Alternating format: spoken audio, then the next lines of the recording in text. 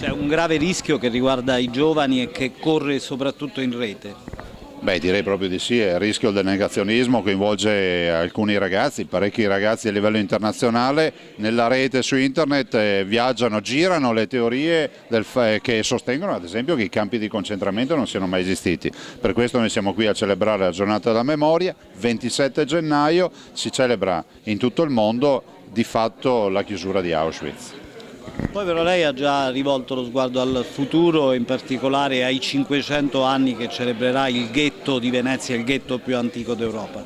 Il ghetto più vecchio d'Europa, 500 anni per noi una grande opportunità per presentare la comunità ebraica, per parlare di identità veneta, ma anche per presentarsi al mondo intero. Il mondo intero guarda a questo evento e aspetta appunto le celebrazioni dei 500 anni, quindi la Regione ci sarà al fianco della comunità.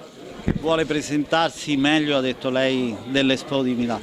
Beh, ho fatto una battuta, però ci credo, penso che dovremmo fare meglio e soprattutto valorizzando questa realtà che è unica, 500 anni, quello che prima era il ghetto era isolamento, era chiusura, era separazione, oggi deve aprirsi al mondo intero.